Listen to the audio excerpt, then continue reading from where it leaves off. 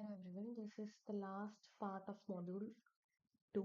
ഇപ്പോൾ നേരത്തെ പറഞ്ഞതിൻ്റെ കുറച്ച് പോർഷനോടെ ബാക്കിയുണ്ടായിരുന്നു. ഞാൻ നേരത്തെ കുറച്ച് ബിസി ആയിട്ട് കട്ടായി.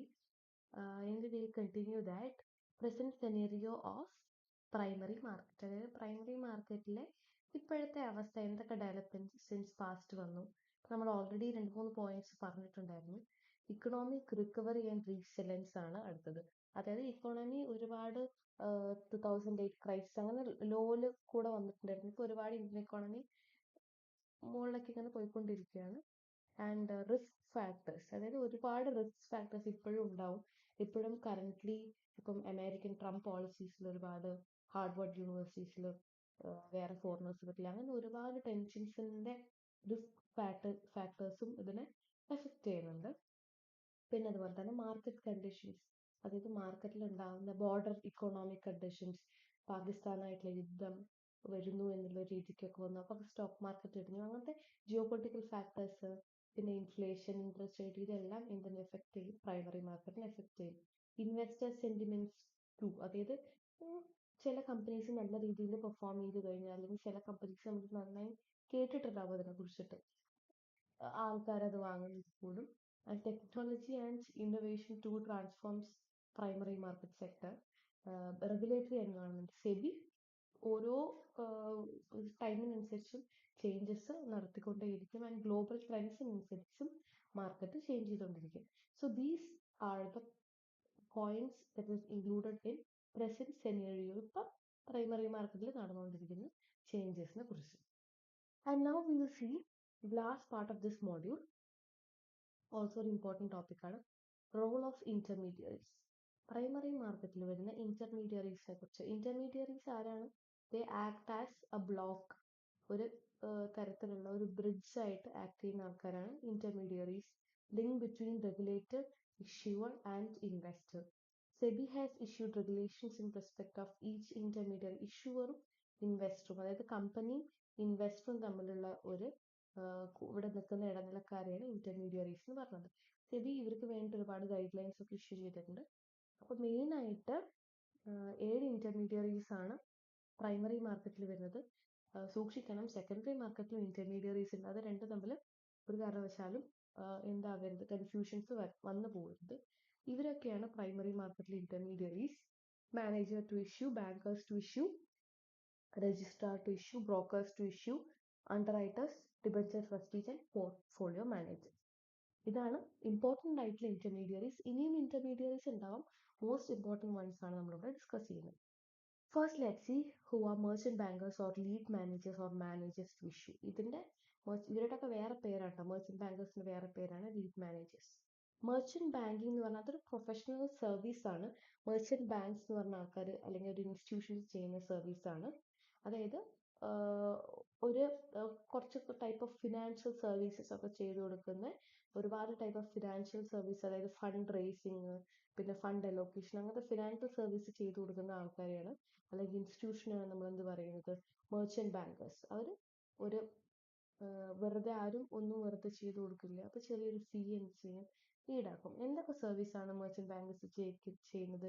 ഇഷ്യൂ മാനേജ്മെന്റ്, ഷെയർ ഇഷ്യൂ ചെയ്യുന്ന കാര്യങ്ങൾ, ഫിനാൻസിനെ ഹെൽപ്പ് ചെയ്യും, ഷെയർ മാർക്കറ്റ് ചെയ്യാൻ സഹായിക്കും, പ്രോസ്പെക്ടസ് ഡ്രാഫ്റ്റ് ചെയ്യാൻ സഹായിക്കും, വേറെ തരത്തിലുള്ള ഫിനാൻഷ്യൽ അഡ്വൈസ്, ലോൺ സിൻഡിക്കേഷൻ എന്ന് പറഞ്ഞാൽ ലോൺ എടുക്കാൻ സഹായിക്കും, ലീസിങ്ങിന് സഹായിക്കും, ഓഫർ ഡോക്യുമെന്റ് ഒക്കെ കറക്റ്റ് ആണോ, അങ്ങനെ ഫിനാൻസ് റിലേറ്റഡ് ആയിട്ടുള്ള കാര്യങ്ങളും ഇഷ്യൂ റിലേറ്റഡ് ആയിട്ടുള്ള കാര്യങ്ങളും ഒക്കെ ചെയ്യുന്ന ഒരു ടൈപ്പ് ഓഫ് ഇൻസ്റ്റിറ്റ്യൂഷൻസ് ആണ് ആര്? മെർച്ചന്റ് ബാങ്കേഴ്സ് എന്ന് പറയുന്നത്. അപ്പൊ കമ്പനിക്ക് എല്ലാ കാര്യങ്ങളും ഒരുമിച്ച് ചെയ്യാൻ ബുദ്ധിമുട്ടുണ്ടാവും. അപ്പൊ അവർ ആരെ ഏൽപ്പിക്കും? മെർച്ചന്റ് ബാങ്കേഴ്സ് ഏൽപ്പിക്കും. മെർച്ചന്റ് ബാങ്കേഴ്സ് ചെയ്യുന്ന പണികളാണ് ഈ കാര്യങ്ങൾ. Okay. The second intermediary is bankers to issue. അതായത് banking institutions. Bankers to issue എന്ന് പറഞ്ഞാൽ bankers to issue is a scheduled bank that has branches across the country and entrusted with acceptance of application money. ഈ application നമ്മൾ share ഇഷ്യൂവിന് വേണ്ടിയിട്ട് ആര് സഹായിക്കും? Share issue ചെയ്യാൻ വേണ്ടിയിട്ട് ഇഷ്യൂ പ്രോസസ്സിൽ നമുക്ക് മെർച്ചന്റ് ബാങ്കേഴ്സ് സഹായിക്കും. അപ്പോൾ മെർച്ചന്റ് ബാങ്കേഴ്സ് ഇഷ്യൂ ഒക്കെ ചെയ്ത് കഴിഞ്ഞാൽ പക്ഷെ ആൾക്കാർ ആപ്ലിക്കേഷൻ മണി തരും. പിന്നെ അതുപോലെ ആൾക്കാർക്ക് ഡിവിഡൻഡ് കൊടുക്കണം, ഇൻട്രസ്റ്റ് കൊടുക്കണം, റീഫണ്ട് കൊടുക്കണം. ഇതെല്ലാം ചെയ്യുന്നത് ആരാണ്? ബാങ്കേഴ്സ് ടു ഇഷ്യൂ ആണ്. These banks must be registered വിത്ത് സെബി. അപ്പോൾ അവരുടെ മെയിൻ ഫങ്ഷൻസ് എന്ന് പറഞ്ഞാൽ ആപ്ലിക്കേഷൻ മണി ആക്സെപ്റ്റ് ചെയ്യും, ബുക്സ് ഓഫ് അക്കൗണ്ട്സ് മെയിൻറ്റെയിൻ ചെയ്യും, ഇഷ്യൂയിങ് കമ്പനിയായിട്ട് എഗ്രിമെന്റ് ആക്കും, കോഡ് ഓഫ് കണ്ടക്ട് ഫോളോ ചെയ്യണം അവർ. അതുപോലെ തന്നെ അവർ റീഫണ്ട് റിലേറ്റഡ് കാര്യങ്ങളൊക്കെ ചെയ്യുന്ന ആൾക്കാരാണ് bankers to issue. Third one is registrar to issue. Registers relation കാര്യങ്ങൾ ചെയ്യുന്നതാണ് registrars to issue. Any person carrying on activities in relation to issue, including collection of application form from investors, keeping a record of applications and so on. ഇവിടെ എന്താണ്, ഇവിടെ മണി related, മണി accept ചെയ്യുക, മണി refund ചെയ്യുക തുടങ്ങിയ കാര്യങ്ങളാണ് bankers to issue.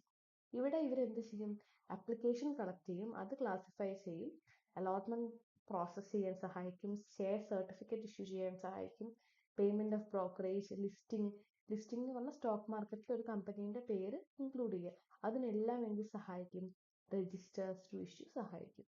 അപ്പോൾ ഓരോ ഇന്റർമീഡിയറീസിനും ഓരോ തരത്തിലുള്ള ഡ്യൂട്ടിയാണ്.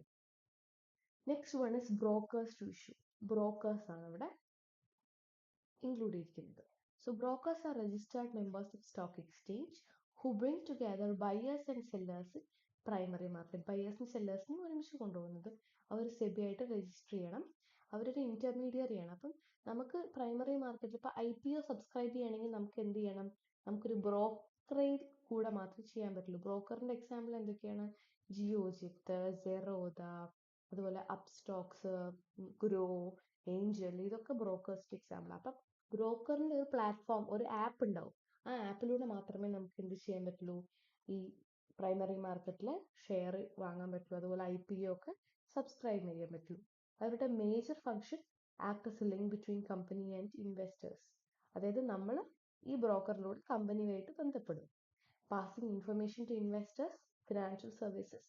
അവർ ചിലപ്പം ലീഡ് മാനേജേഴ്സിന്റെയും മെർച്ചന്റ് ബാങ്കേഴ്സിന്റെ ഒക്കെ റോള് ആര് എടുക്കും, ചിലപ്പോൾ ബ്രോക്കേഴ്സ് അതും കൂടെ ഏറ്റെടുക്കും.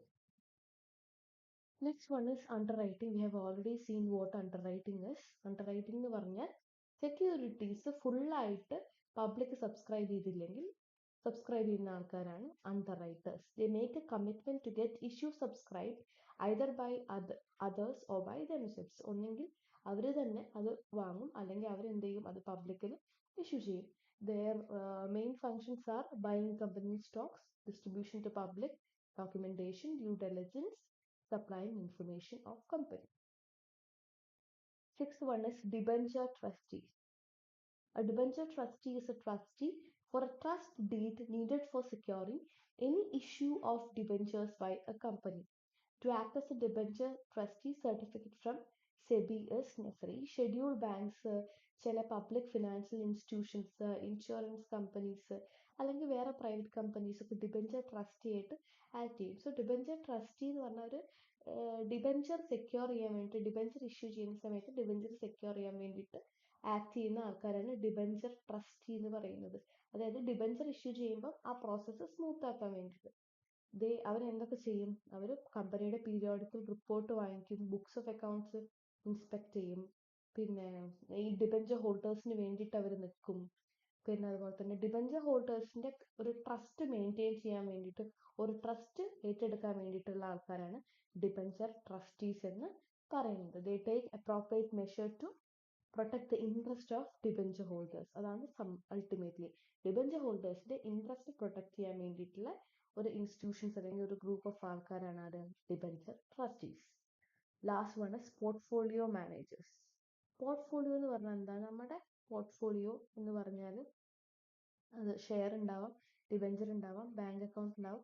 അങ്ങനെ നമ്മുടെ പൈസ എവിടേക്ക് ഇൻവെസ്റ്റ് ചെയ്യുന്നു, അങ്ങനെ group of securities are known as portfolio. So portfolio managers, they play a crucial role in issuance of new securities. അതായത് നമ്മുടെ പോർട്ട്ഫോളിയോ നല്ല രീതിയിൽ മാനേജ് ചെയ്യാൻ വേണ്ടി, ഷെയർ വാങ്ങും വിൽക്കുകയൊക്കെ ചെയ്ത് നല്ല രീതിയിൽ മാനേജ് ചെയ്യാൻ വേണ്ടി സഹായിക്കുന്ന ആൾക്കാരാണ് portfolio managers.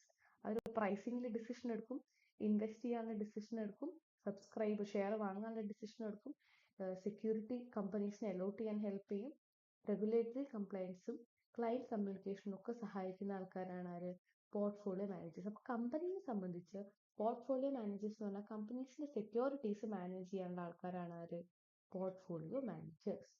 So these are the intermediaries in primary market.